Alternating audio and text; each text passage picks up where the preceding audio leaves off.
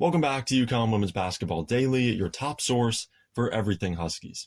In today's episode, we're looking ahead to the 2025-2026 season, and there's one name that's generating a massive buzz: Jana El Alfy.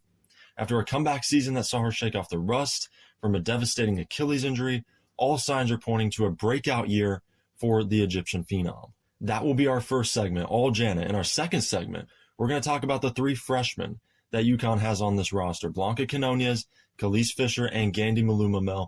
We're going to talk about what they bring to the table, their strengths. It's going to be really exciting. So that's our second segment. But first, Jana El Alfy. Her journey to this point has been one of resilience. It's been tough for her. She was sidelined for the entire 2023-2024 season. She returned last season to give us a tantalizing glimpse of her immense potential. You remember the game against South Carolina where she had a little crossover, the defensive performance against UCLA in the national semifinals. These are just some moments, some flashes of what she can do. She's 6'5". Her presence in the paint is undeniable. Her confidence is growing. She has scoring touch, rebounding prowess. Her athleticism is incredible, and she has defensive intensity. Again, check the UCLA game. You can see that. Playing for the Egyptian national team, playing FIBA basketball, leading tournaments in scoring and rebounding, this helped her make the transition to UConn. This is high-level competition. This is not U.S. high school basketball. This is at another level than that. To me, she's the breakout player for this season. I've seen enough in the flashes last year to know that with more on her plate, she's going to be fine. She has this entire offseason to condition, to study the game, get better at the mental part of it, because like I said on the last show, that's the biggest part of it. You can't be a great player without seeing the game well, being a step ahead of everybody else. Jana has the smarts to do that. She just has to continue to study, continue to get better at that part of it, as well as work on her skills, work on her outside game, work on that mid-range game, work on the versatility on the whole. She's going to do those things. And because of that, she is going to, with Sarah Williams, form a dominant tandem inside. Now, Ice Brady is there, and I still believe Ice can be a great player, but Jana's more talented. Overall, she has more to bring to the table, especially with the versatility and the athleticism. So to me, Jana's the breakout player for this year. She's going to be a star for this team moving forward, and super excited to see what happens. All right, now we're going into the second segment. We're talking about the Freshies: Kelis Fisher, Blanca, Quinonez, Gandy, Malou-Mamel. Very interesting recruiting class here in 2025 for UConn, because none of these players are top 5, top 10 players in America. These are underrated basketball players, and they're very talented. They do different things well. They play all different positions, so there's versatility in this class, but not a superstar among them. First up, let's talk about Kelis Fisher.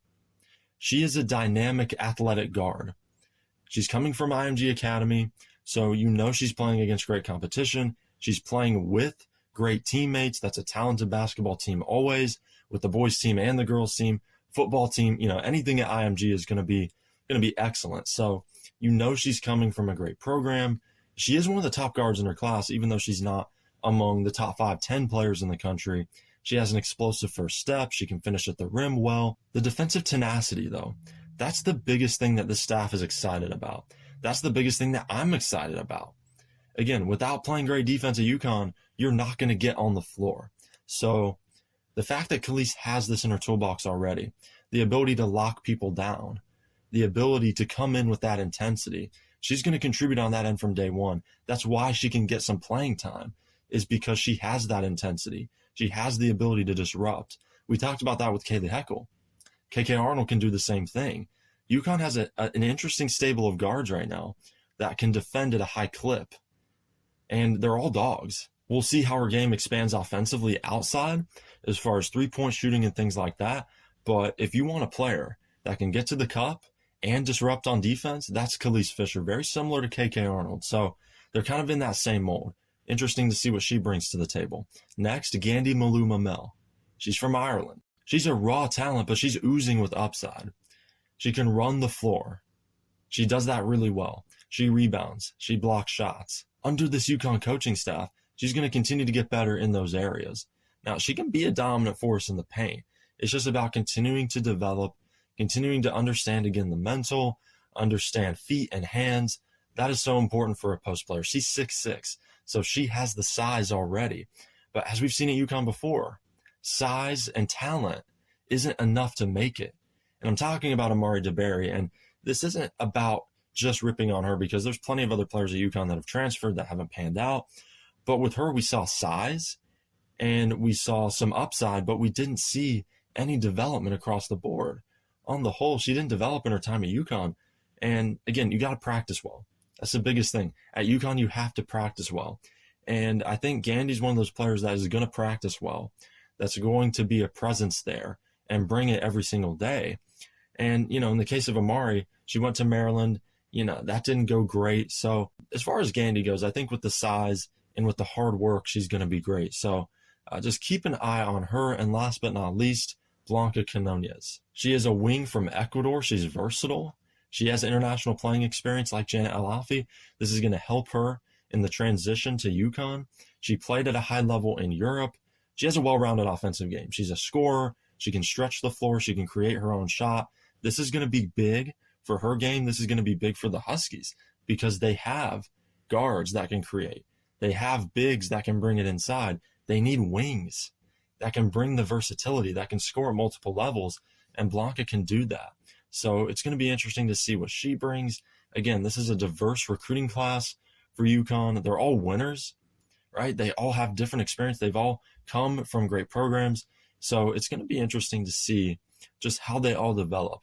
Now, again, playing time-wise, don't expect any of these players to make a significant impact next season.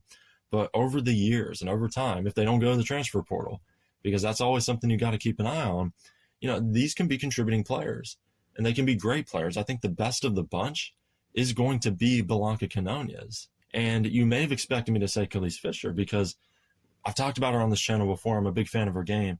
But just with the international playing experience, with what she can do at that wing position, I think Blanca is going to be great in the years to come for this basketball team. So that's a look ahead to this upcoming 2025-26 season, our first of many.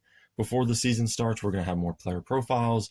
Our next show is going to be a recruiting special, so stay tuned for who we're going to talk about. I don't even know who we're going to talk about yet, but it's going to be exciting. So continue to keep it locked here on UConn Women's Basketball Daily. This has been episode 2. Thank you for listening.